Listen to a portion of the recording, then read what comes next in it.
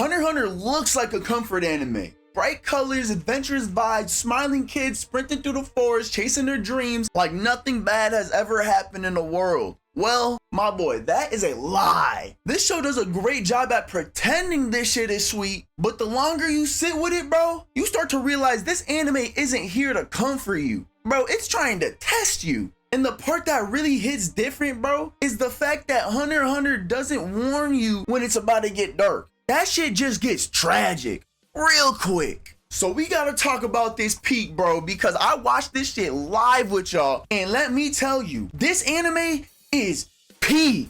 So boom, this little dude named Gon wants to find his deadbeat ass dad that abandoned him and his family for the love of the game. And his dad is a hunter, so obviously Gon tries to become a hunter too. Along the way, he teams up with this young aura farming demon named Killua, a child assassin with trauma and immense drip. Kurapika, a walking revenge arc. This dude is tough. None else needs to be said about him. And Leorio, the only normal nigga in the group. Which, I'm not gonna lie, in my eyes, it makes him look like a goofy to me. But hold on though, he ended up growing on me a little bit. So you know what I'm saying? He's cool, he's cool. So the boys take the hunter exam, almost die constantly, learn a terrifying power system, and slowly realize that this world is not nice and does not care about fairness. That's the show. Calming and comforting on the surface, and unsettling as hell underneath. Now I gotta glaze the animation real quick, bro, because Hunter x Hunter just feels great to watch. It's not always about doing the most. It's not trying to flex every single frame and spam impact frames like all the other anime. But hold on, don't get it twisted, because when My Hero broke the record for most impact frames, best believe that shit was hard. But for Hunter x Hunter, everything feels intentional. Movements have weight. Hits feel solid. Characters don't just swing, they commit. Sometimes the most hype moments isn't even the punches themselves. It's the pause of straight intensity before it. That little half a second where everybody in the room knows, oh yeah,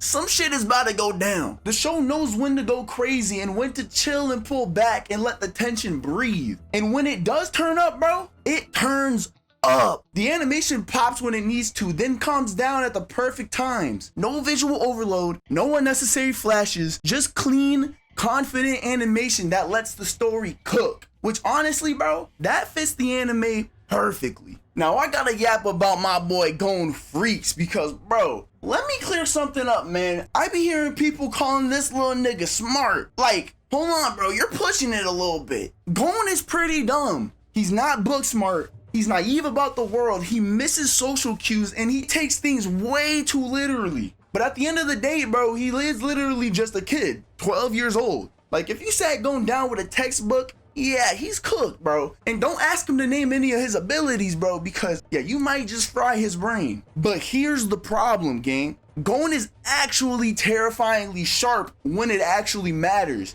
Instinct, situational awareness, reading people, locking in when shit gets real. He understands power dynamics without needing them explained, and he feels when something is unfair.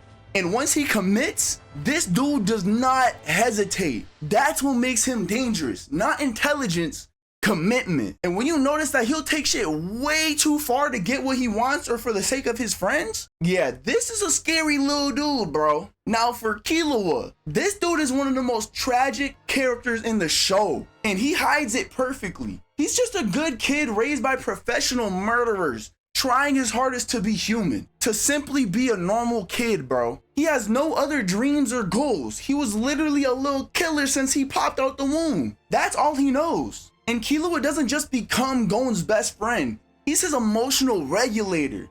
He's the one holding him back when Gon goes way too far. The one thinking ahead, absorbing the consequences. And the craziest part is that he's doing it so quietly, without asking for credit. Killua isn't just protecting Gon from the world, he's protecting the world from Gon. Yeah, I know, I cooked. Come on now. Get out! But that's what makes their friendship beautiful, and also deeply unhealthy. People like to say Killua was a good kid raised in a psychopathic family, and Gon is a crash out, raised on a nice farm with no father figure. All right, I know they probably don't really say the father figure part, but bro, just listen to what this deadbeat has to say to him after 12 years of neglect. You want to see me that much, huh? Well, I don't want to see you. What the fuck? But bro, there's something much more important than you ever thought. And that's this boy Killua's drip, bro. Because why does this little dude have better drip every arc? In the beginning, my boy Killua was wearing the big shirt, baggy shorts, skateboard in hand, and nonchalant as hell. Next thing you know, my boy switches it up. Killua will walk into the scene with a new fit, not saying a word, hands in his pockets, and the whole room knows. Oh shit, this little nigga is dangerous. That's aura. No yelling, no speeches, no, this is my new form, nigga, just aura. Like, my boy, are you standing on a horse right now? Now, speaking of aura, let's really get into the nitty gritty, because this Nen power system is tough. First of all, if you love aura as much as I do, you'll love this power system. They literally be referring to Nen as aura. Like, it couldn't be any more perfect. But Nen isn't just about who has the biggest, most menacing auras though. Nen is asking one question: how much are you willing to give up to claim victory? That's it. The stricter the rules, the stronger your ability. You limit yourself, you gain more power. You lie to yourself, Nen will peep that. You make a promise you can't keep, Nen will collect. This system does not care if you're the main character or whether or not you have good or bad intentions. It only cares if you meant what you said. And that's why characters in the show don't just lose fights. They lose years. They lose potential. Sometimes they even lose themselves. Nen is honest, and that's why it's terrifying. And that's also why no fights in Hunter x Hunter feel safe. You're never watching it like, yeah, my boy got it in the bag. Sometimes the goal isn't even just to win, it's to escape or survive, or just not to make things worse than they already are. Because in this world, strength doesn't equal safety. Power just means you're allowed to gamble a little bit more. And sometimes the house wins. Hold on, I'm not gonna lie, that was clean. I know my terminologies are on point right now. Shut up! Okay, but on a real note though, the silence before the fights is even scarier than the actual punches and combos themselves. Which when you get to the Chimera Ant arc, oh shit, you will really understand what I'm talking about right now. Now, speaking of the Chimera Ant arc, we gotta talk about the infamous staircase arc, gang. This part feels long, like nothing is happening, but also everything is happening all at once at the same time. It's basically 5 minutes of straight up chaos stretched across like 10 episodes, which from an outside perspective, I understand that sounds crazy as hell, but that's literally the point. This shit is crazy as hell. Nobody has time to think. Everybody is reacting, decisions are rushed, people are guessing, nobody is in control. Hunter x Hunter doesn't rush past chaos. It makes you sit in it. Sit in the anxiety and the stress. You're not supposed to be comfortable. And clearly, neither are they. Now, speaking about uncomfortable, bro, we gotta talk about this dude Hisoka, bro. Because listen, bro, at first, this man was literally my goat. First of all, you really look at him the wrong way and you're done. He's a demon. And this dude literally gets freaky for the fade, straight up. Every time a fight got intense, he was like, Fighting got him hype. Aura got him hype. Hands got him hype. And that shit got me hype. I was like, hold on. This dude is different.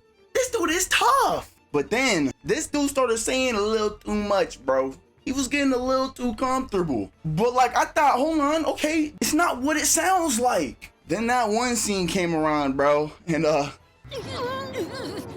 Hey, Hisoka, you walk in front. yeah, I can't fuck with bro no more after that one. I'm not gonna lie. Like, this dude is tough, but like, bro, you cannot be doing that, you sicko. They need to lock you up right next to Rudius Grey Rat and throw away the key, bro.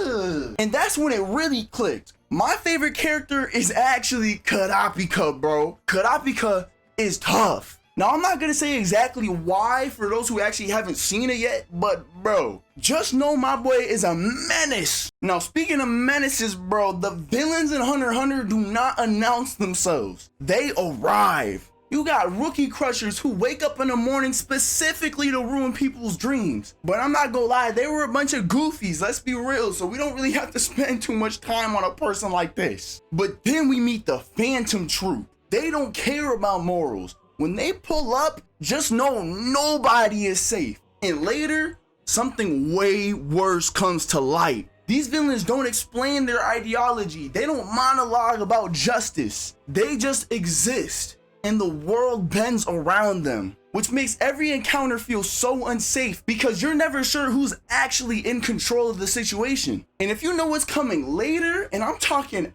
after the anime, yeah, this show was never playing fair in the first place. Like, at all. Oh, and these training arcs, bro, I loved them because these are not filler episodes, bro. These arcs tell you everything about the characters.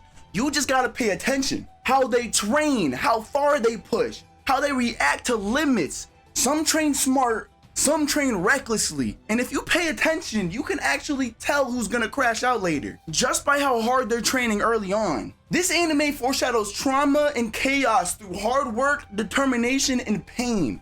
That's insane. And the fact that I saw so many people calling it boring?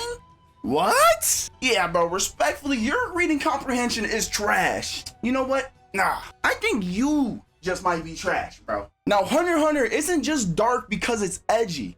It's dark because it's honest. It shows what happens when people fully commit to something, when they don't lie to themselves, when they're willing to pay any price. Bro, this shit was absolute cinema. Not because of the hype moments, but because of what it makes you sit with. And once you notice that, Hunter x Hunter will never feel like a comfort anime again. And that's all I got for y'all, bruh. As usual, bro, like the video if you're rocking with the yaps. And make sure you join the Discord, bro. We have a fire anime community growing where we talk about anime, share our edits, art, and even collect anime characters like Pokemon cards, bruh. And most of all, we talk about how yo ass watched the entire video without subscribing, bro. Who do you think you are? Bro, sub up.